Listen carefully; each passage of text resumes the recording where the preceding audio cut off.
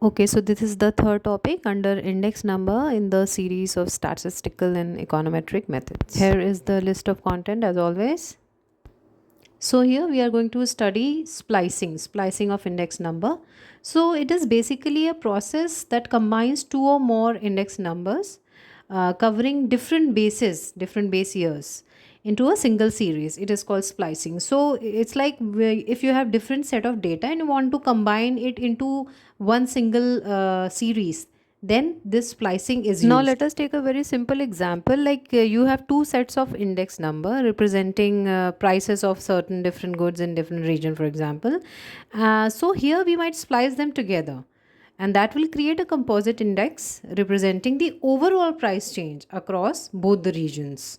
So that is where it is used, and it can be there are basically two types data: the forward splicing and the backward splicing. Now how it is done. Now suppose if there are two series A and series B, and these two series are overlapping series. Why they are overlapping? Because they have a common year in between. So you can see the two formulas are been given, the ratios are been given for the forward and backward splicing, and further we can see how they are being applied. Okay, so here you can see a table with two series A and series B.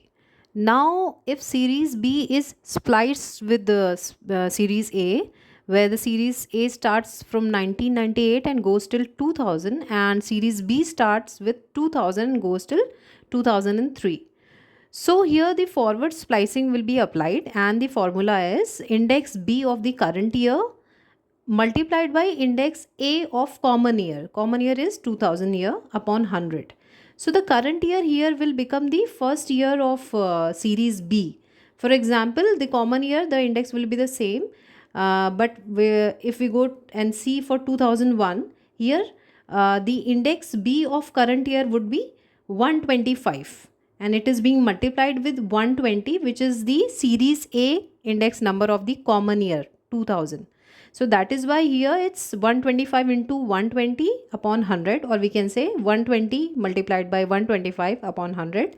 That gives to 150.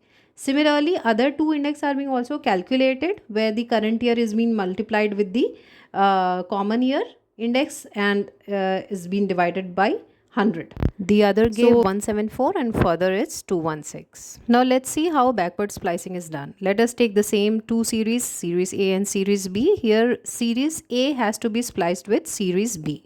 Now the formula here used is series A of current year upon the common year index multiplied by 100. So if we see how it is calculated, it has been encircled also by me, where the current year would be the first entry of series A in 1998, which is 100. 120, as we know, we have already used it. It's the index number of the common year, which is the overlapping year 2000. So it's 100 upon 120 multiplied by 100. I have written it like 100 into 100 upon 120. So that is how the first index number, the first spliced index number comes here. And similarly been done with for the second also, where we have got 75. So this is how backward splicing has been done here. The first result gave 83.3 and the second one is 75.